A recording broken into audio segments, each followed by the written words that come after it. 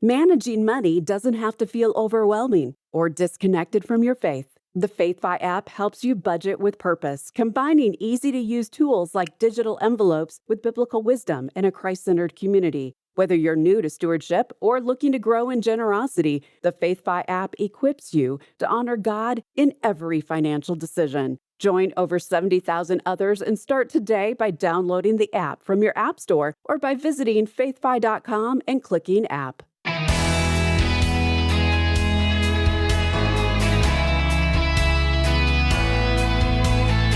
When Jesus said, "Where your treasure is, there your heart will be also," in Matthew 6:21, he wasn't just talking about money, he was exposing something deeper about us all. Hi, I'm Rob West.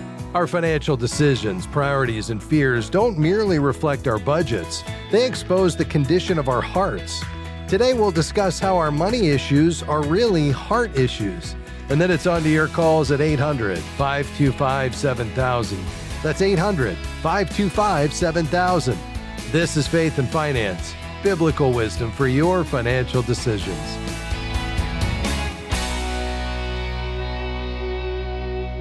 Many see money as just a neutral tool to earn, spend, save, or give, but Scripture shows that money has far more power than we realize. It can shape our desires, test our trust, and reveal what we truly worship. This is why financial struggles, whether greed, debt, anxiety, or even generosity, are ultimately heart struggles. When we overspend to maintain a certain lifestyle, is it because we find our identity in our possessions? When we obsess over financial security, is it because we trust our bank account more than we trust God? When we hesitate to be generous, is it because we're driven by fear, believing there won't be enough? Money acts as a spiritual thermometer, revealing our faith and priorities. Jesus spoke so often about wealth, not to condemn it, but to caution us against its deceptive power. He knew that money has a unique way of drawing our hearts away from God. One of the clearest biblical examples of money as a heart issue is the story of the rich young ruler in Mark 10. This man approached Jesus with great enthusiasm, asking what he must do to inherit eternal life. Outwardly, he had claimed to have kept all of the commandments, but Jesus saw his heart. "Go, sell everything you have and give to the poor, and you will have treasure in heaven. Then come follow me." The young man walked away in sorrow because his wealth owned his heart. He wanted eternal life, but not at the cost of his riches. His struggle wasn't financial, it was a matter of worship, revealing which God he had chosen to serve. John Calvin once wrote, "The human heart is an idol factory." We all have things we cling to, believing they will provide life, security, or happiness. The rich young ruler's story forces us to ask, what would make us walk away from Jesus? If money is that thing, then our money isn't just a resource, it's a rival to God. For some, the battle isn't greed, but fear. Many of Jesus' teachings on money are directed at those who worry about having enough. In Matthew 6:25-34, he tells his followers not to be anxious about food, drink, or clothing, reminding them that God cares for the birds and the flowers, and he will certainly provide for his children. Worrying about money isn't just a financial issue, it's a matter of trust. When we believe our well-being depends entirely on our ability to earn, save, or invest, we carry a weight we were never meant to bear. Jesus calls us to trust God's provision and seek His kingdom first. This doesn't mean we shouldn't budget or plan wisely, but it does mean that financial anxiety often reveals a deeper struggle with trusting God. If money is a heart issue, then generosity, or the lack of it, reveals what's inside. The early church in Acts was marked by radical generosity, with believers selling possessions to meet each other's needs. Why? Because their hearts had been transformed by the gospel. C.S. Lewis wrote, "Every faculty you have is given you by God. If you devoted every moment of your whole life exclusively to His service, you could not give Him anything that was not, in a sense, His own already." You see, true generosity flows not from obligation, but from a heart that recognizes everything belongs to God. Do we see money as ours to control or as God's to steward? Do we give joyfully or do we resent it?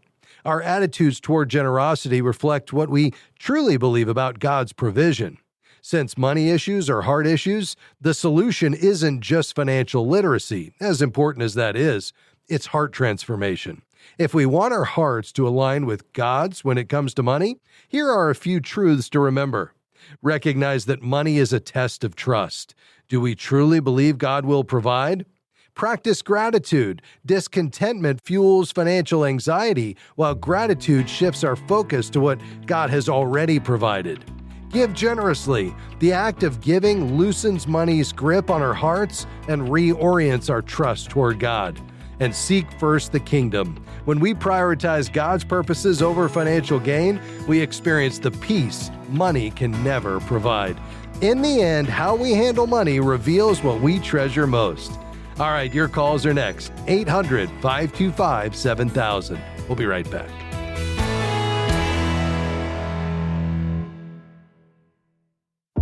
We're grateful for support from Movement Mortgage, who provides residential home loans in all 50 states. Guided by a mission to love and value people and a goal to redefine the mortgage process, Movement seeks to help others achieve their financial goals. You can find out more at movement.com/faith. Movement Mortgage LLC supports equal housing opportunity, NMLS number 39179. For licensing information, please visit nmlsconsumeraccess.org. Faith and Finance is grateful for support from Sound Mind Investing. For more than 30 years, they've offered financial wisdom for living well. SMI provides step-by-step guidance for do-it-yourself investors, from those just getting started to those getting ready for retirement. More information, including a short video webinar on profit and peace of mind no matter what's happening in the market, is available at soundmindinvesting.org.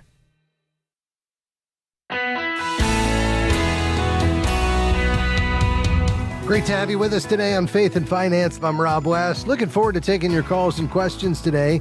That number, 800-525-7000. Again, that's 800-525-7000. Before we head to the phones, in the news today, with tax season in full swing, you may be looking for ways to reduce your 2024 taxes or boost your refund. However, for W-2 employees, options are limited once the year ends. By December 31st, it's too late to lower your taxes through 401k contributions or charitable donations, or even something called tax loss harvesting, where you sell your loser investments and use the losses to offset your gains. However, there are still a few tax savings moves available before you file your tax return or April 15th, whichever comes first. First would be maxing out your health savings account, your HSA. If you have a high deductible health plan, you can contribute to an HSA until April 15th and claim a tax break. The 2024 limits are $4,150 for individuals. It's going to be $8,300 for families. Second, you could contribute to a traditional IRA. So although the 401k option's off the table, the IRA option goes until you file your return or April 15th. As a reminder, the 2024 IRA contribution limit is up to $7,000, $8,000 if you're 50 or older. Pre-tax IRA contributions would reduce your adjusted gross income. The withdrawals, of course, down the road in retirement would be taxed at that point. And then thirdly, you could take advantage of what's called a spousal IRA. And now, married couples filing jointly can contribute to a separate IRA for a non-working spouse, provided the working spouse earns enough to cover both contributions. The earned income needs to equal the total of both contributions for the year. This strategy will, of course, boost retirement savings while offering that immediate tax deduction. Before making last-minute contributions, you always want to consider how these strategies align with your long-term financial and tax planning goals. You want to consider them in light of your overall plan and values as a Christ follower. And remember, money's a tool to accomplish God's purposes. We don't want to pay any more taxes than we should, and therefore take advantage fully of every opportunity available to you. Hopefully these provide some last-minute considerations. All right, we're going to dive into your questions today. Our lines are open. We're ready for you. You can call right now. The lines will fill up, but right now you can get right through. 800-525-7000. Call with any financial question today. Let's begin in North Carolina. Hi, Yvonne. How can we help? Yes, I'm calling about my Social Security. Okay. And, well, other words, I retired in 2021, and I had an income coming in, a good income, and I was in the 401k, but I depleted that, and I had write many bills before I retired. And now I'm struggling, just to pay my bills. And I do have a few dollars left over. And I want to know, am I required to pay my tithes out of that, which I get now? Yeah. Yeah, it's a good question, Yvonne, and I appreciate you wanting to honor the Lord with what he's entrusted to you.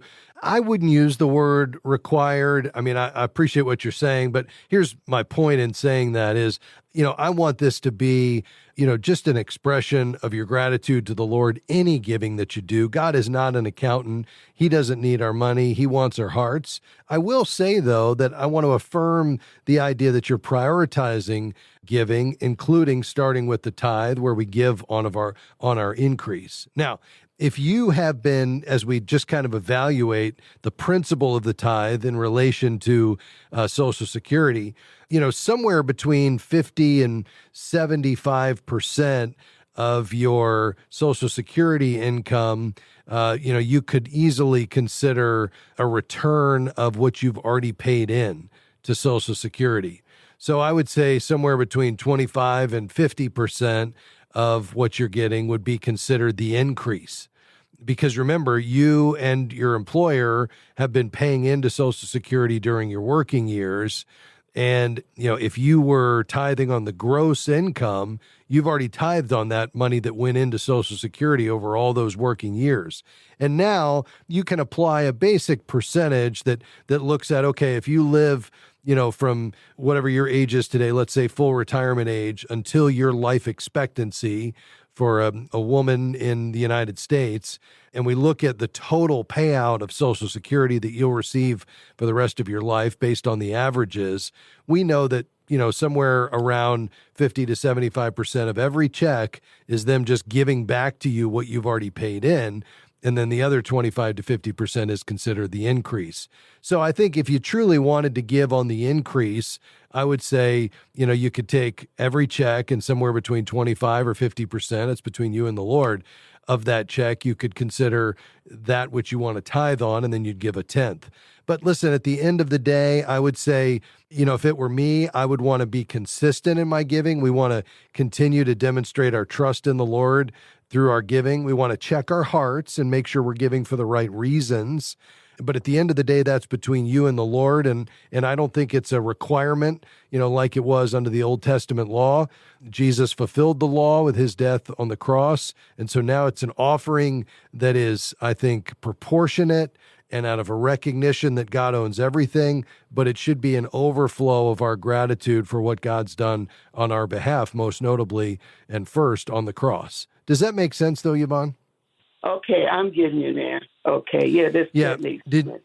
If you tithed on your full amount of your income before taxes, then a good portion, a half or more of what you're getting every month is just returning to you what you already paid in. Now, if you were tithing on the net amount after taxes and other deductions, then I would say you should consider the full amount of Social Security your increase. But at the end of the day, this is not about being legalistic. I think it's between you and the Lord on your knees saying, God, everything is yours.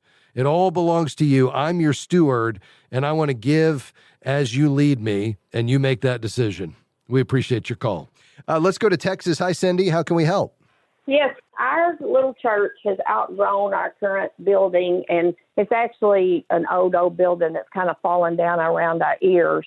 But we wish to build a new building, and our estimate is we're probably going to have like $1 million to be able to do that. What would be your recommendation for the best type of financial institution to use?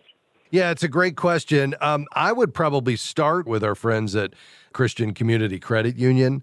You know, they offer church loans, and there's several advantages, I think, of working with CCCU. Number one is just the faith-driven mission, because their whole cooperative is focused on serving Christ followers and ministries. And it supports a broader purpose because the funds are reinvested to help other churches and Christian causes grow. So there's a kingdom impact there.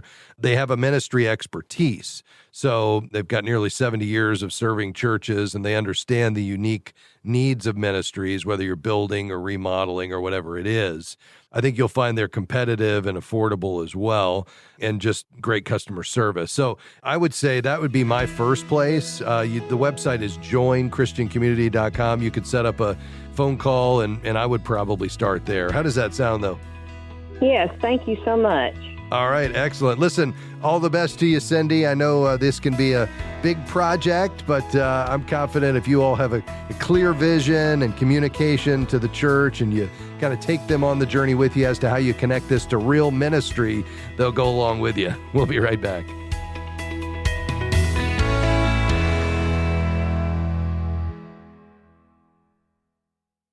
Have you downloaded the FaithFi app yet? You need to do that today, because this is going to make your life easier. Yes, you can manage your money through the in-app envelope feature, but also plan out future goals. I want to buy a house in 5 years, and I'm on track to do that.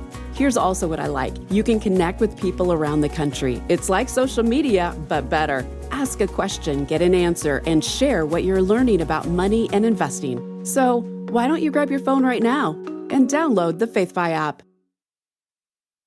We're grateful for support from Timothy Plan. For more than 30 years, they've served clients on a biblically responsible journey to invest in a way that honors God and gives dignity to people's lives. More information is at timothyplan.com. The investment objectives, risks, charges, and expenses are contained in the prospectus and summary prospectus available at timothyplan.com. Mutual funds distributed by Timothy Partners Ltd. and ETFs distributed by Foreside Fund Services LLC.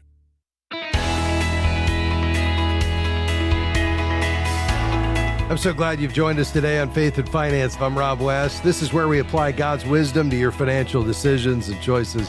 You can call right now with your questions, 800-525-7000. Chicago is where we're headed next. Hi, Sharon. Go ahead. Thank you for taking my call. So my daughter gave me $2,000. She's a student and she works part-time. I'd like to invest that money for her so it grows. Do you have any advice to give me as to how to invest that money for her? Yeah, it's a great question, and I love that you want to help her with that. What is the time horizon on this money? Do you think she wants to kind of lock it away and forget about it and just let it grow, or could you see her needing to tap into it, in less than 10 years? I've already told her that I want it to be locked away. She's already aware. Yes. All right, very good. What is her age? She'll be 28 in June. Okay. So she has earned income, correct? Yes. Okay. So I would think about opening a Roth IRA. Do you know if she has one? She doesn't have any form of saving. That's the reason why I'm approaching it this way. She has no form of savings. Okay. Yeah. So, if she were to take $2,000 and put it into a Roth IRA, ROTH, she would not get a deduction for it, but that money would grow over the next, so she's 28, so let's call it the next, 40 years. And if we look at the average return of let's say 8% a year over the next 40 years, even if she didn't add anything to it, it would grow into a substantial nest egg. At 8%, I think she'd have about $50,000. And again, that's if she adds nothing to it when she gets to retirement. Well, all of that money would then come out tax-free. So all the growth, anything beyond the $2,000, because she's already paid tax on that, would come out tax-free in retirement. It'd be a wonderful addition to whatever other retirement assets she would have at that point. So I love the idea. What I would recommend is she open a Roth IRA at either Fidelity or Schwab. she's got a couple of options, or you do, in terms of how to invest it. One would be kind of a turnkey solution. It's called the Schwab Intelligent Portfolios. You could search for that in your search engine, Schwab Intelligent Portfolios. And basically, it's what's called a robo-advisor. So you'd answer a series of questions about her age and risk tolerance and time horizon, and then it would automatically take the 2,000 and invest it in what are called index funds. So basically, she'd capture the broad moves of the stock market in a variety of indexes, large cap and small cap and international and domestic and growth and income, all across the market. And basically, she could forget about it. It's very low cost.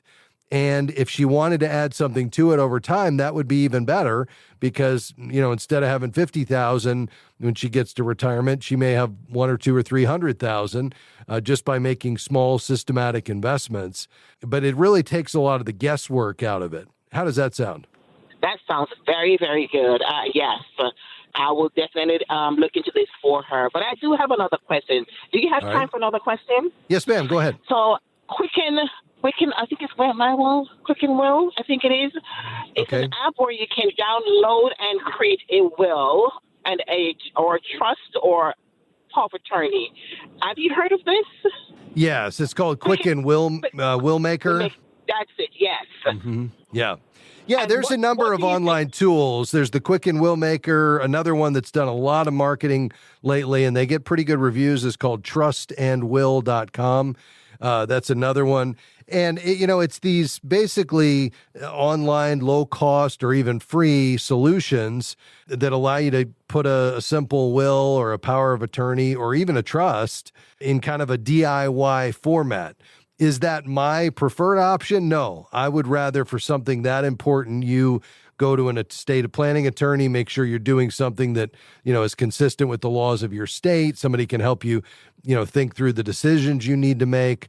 But, if it's the will maker or trustandwill.com versus not having anything at all, then by all means, use the online solution, because you need a will, to determine, first of all, if you have minor children, you absolutely need it, because that's where you name your guardian. But beyond that, you just want to make sure that your wishes are carried out at death with regard to your assets and personal effects. But then beyond that, giving somebody power of attorney and a healthcare surrogate if you're incapacitated, making sure through a living will that your end of life decisions have been laid out. I mean, all of these things are very important, and you want to make sure that they're valid and they're in line with your wishes. And that's where an attorney, I think, is the better option. It's going to cost you something, probably a few $100s, and if you wanted a trust, maybe a few $1,000s, whereas these online solutions are a lot less expensive.